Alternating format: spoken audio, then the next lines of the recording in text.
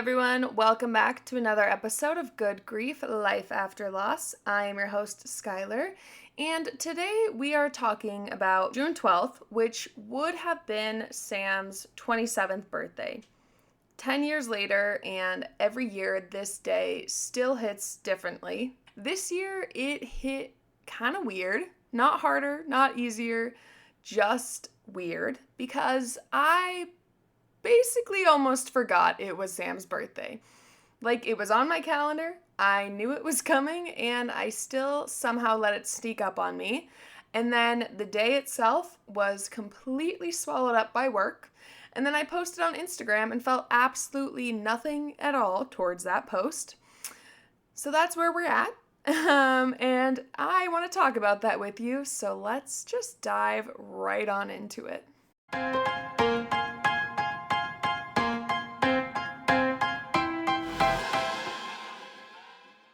Okay, so here's the thing. I'm still kind of embarrassed / disappointed / mortified about the fact that I had Sam's birthday on my calendar for months. I always do. But this year I was just so deep in work stuff and so overwhelmed and buried that I genuinely just did not even think about it. Didn't think about Sam, didn't think about the birthday, completely forgot it. And even though it was there on the calendar, my brain just never even processed the fact that it was a sad day or that I was supposed to be having a sad day coming up on Friday. And then on Wednesday of last week, 2 days before Sam's birthday, I got a text from my mom checking in, asking how I'm doing, and she shared that the week had been really hard for her and it felt like one of those birthday years where it was just going to hit harder than others. And I immediately felt this wave of guilt because I knew exactly the feeling she was talking about, what she meant of how some years just really suck more than others. And the guilt came from the fact that I hadn't even gotten close to that feeling yet. I hadn't even thought Sam's name in my head, let alone had time to be sad or miss him or mourn him on his birthday.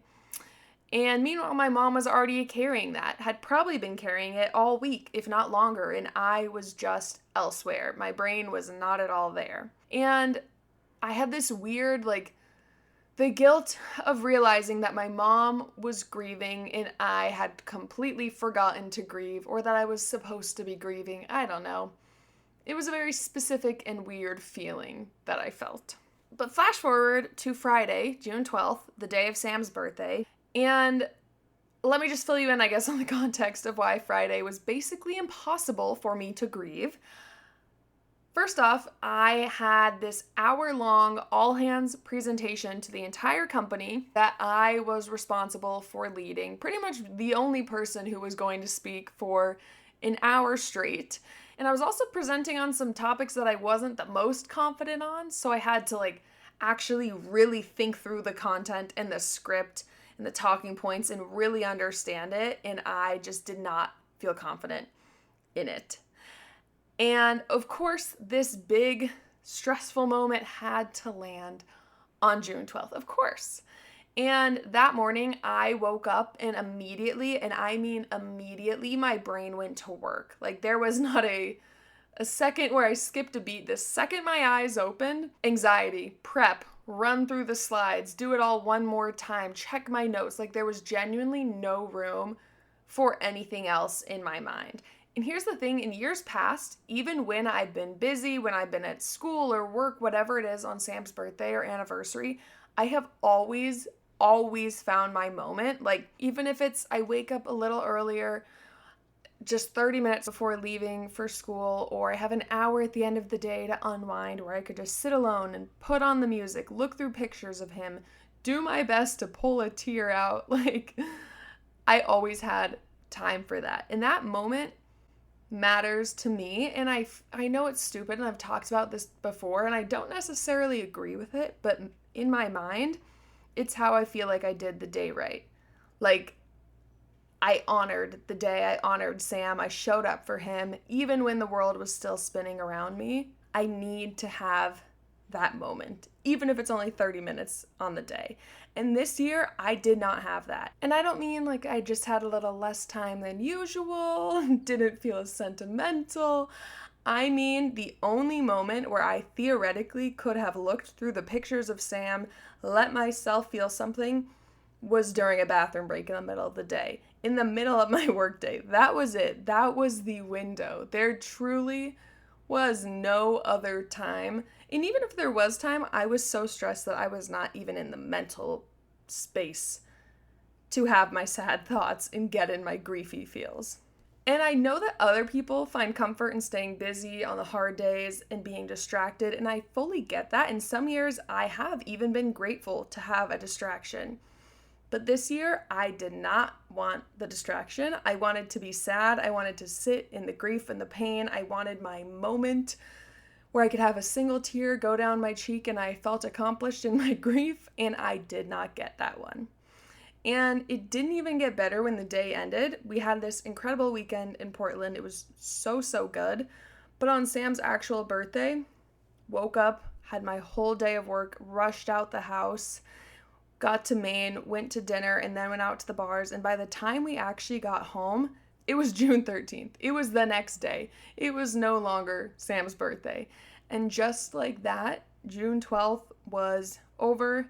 It was gone, and I feel like I never had my moment that I just so badly needed, even 10 minutes. And I honestly don't exactly know what to do with that. I feel like I'm still processing the fact that as grievers, we really only get this set few amount of days each year to fully sit in the pain and the sadness. And maybe you guys disagree, maybe you feel that feeling every day, but I feel like for me, it's these special days, the birthday, the anniversary, the day of our Live Like Sam gala every year. I have these special days where it's really my moment to grieve and remember Sam and honor Sam, and to only have a few of those days a year and to feel like one kind of got wasted, I just don't like that feeling. It doesn't sit right with me, and now here I am having to wait until October for the next one. I don't know. I might be the only person who feels this way about grief. But I also think that's part of why the drive after work on the way to Maine felt so significant or insignificant. I don't know, but it was genuinely the first time all day where I could actually sit and breathe and process, but I don't know. I feel like I have to be alone to process, so not really. But before I could even fully exhale, I had to do the posts, of course, because what is it, sad grieving day without posting on social media? It'd be a waste of a day, right? So, because I help run the Live Like Sam Instagram, first step was to post something there, to go find the picture, find the caption, doing all of this while very stressed in the middle of the workday, and then trying to post on the car ride to Maine. And then after that, I had to post on my own, sitting in the car, typing out these captions, looking through the pictures, and I genuinely felt nothing. Zero emotion. Like I was going through the ritual that I know is usually so meaningful for me to sit, scroll through the pictures, look at all my memories with Sam, but I couldn't even access the emotions I was supposed to feel. That part was just my brain was locked and did not want to unleash any of the feelings. I was just emotionally, physically, mentally depleted. I was just too far away from the right headspace to feel those emotions. Which is interesting because if you think about that, what are these posts even actually for? What is the point of posting this if the feeling does nothing for me? I don't think it's for Sam. I don't think Sam cares. It's certainly not for me. I felt zero emotion making that post. If it's not for either of us, is it just for the people? I don't have a clean answer for that, but I'm sure it's some combination. But when you're posting something and feeling literally nothing, it makes you ask the questions in a different way. Am I doing this because it means something to me or because I'm supposed to do this and everyone else expects me to? And honestly, I feel like the reason I post at this point is not for me, not for Sam, but so that the other people in my life don't have to have the guilty feeling the next day, realizing that they forgot it was Sam's birthday and didn't text me. I feel like I'm literally posting for them so they can feel good about remembering to tell me they're thinking about me. And that's kind of some weird, messed up thinking. I don't know. But of course, the minute I post, the texts begin to flood in. And let me first say, my friends are incredible. I want to be very clear about that. The fact that people remembered, even before I posted, that they took a second out of their Friday afternoon, morning, night to send me a note and to let me know they were thinking of me does mean everything, and I do not take that for granted. But I just have to talk about the timing because, dear God, the timing was horrible. First, the text that came during the day while I was mid-panic, stress, anxiety about my work presentation. Like, I'd be in the middle of finishing touches on my presentation, I'd see a notification, feel this little flood of love and grief and gratitude, and then immediately lock it, throw my phone across the room, and go back to my presentation. Like, I couldn't hold on to the gratitude and the emotions. There was just no room, nowhere to put the feelings that I would get normally from reading those texts.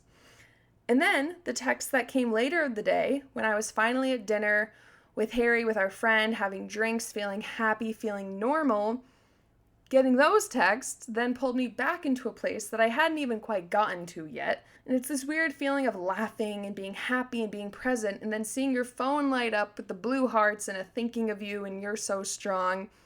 And just having to kind of sit there for a second and like decide, do I stay in the moment and be happy, or do I like step out of this moment to go respond to all of these texts? And if you are one of the many kind people who texted me, I'm not here to say you did anything wrong at all. That's the thing. You are all perfect. It's just that grief doesn't fit neatly into one singular day. It doesn't know when you're in a meeting or when you're finally okay or when you're busy and don't want to be distracted with grief. It just arrives. And sometimes the people who love you deliver it, unfortunately, at the exact wrong moment, even if it's with the best intentions. But anyways, to wrap this all up, I feel like the point of this episode was to say that I never really got a quiet minute on Friday. The day just seemed to happen around me, and I completely missed the opportunity to really celebrate and miss and think about Sam. And I've been thinking about that a lot over the past few days. So as a result, I think I want to take a few minutes now, because this right now might be the only moment, and I'm going to treat this as the moment that I didn't really get on Friday for Sam's birthday. So bear with me here. What do I want to say? Sam would have been 27 last week, and I find myself wondering what that looks like for him. Where would he be living? Would he have figured out what he wanted to do? Would he still be skiing? Would he be in a serious relationship? Would I have texted or called him on Friday morning to wish him a happy birthday? Maybe we would have been in person celebrating. I don't know. To me, 27 feels so young, but also so old to imagine 16-year-old Sam now at 27. It's wild, and I hate that I can't imagine it, because I have no idea what he would look like or be like or where he would be at this point in life. Anyways, I miss him. I don't always let myself just say that without wrapping it up in some pretty bow for this podcast, but I miss him. And I wish he had gotten to be 27, and I wish I had had more than 2 minutes on Friday to just sit with that sadness and that hurt, and to miss and remember Sam a little more for myself. But I'm sitting with it now, and I think that's okay. That's all that matters. We are all on a grief journey. We all really just need to practice giving ourselves grace, and so I will practice that and tell myself that this little moment I had with you all today is enough, and I'll try again next year. All right, that's all I have for you guys. Thank you for listening. Thank you for being here today. If you enjoyed this episode, leave a 5-star review, send it to someone who could use it, and I will talk to you guys soon. Take care.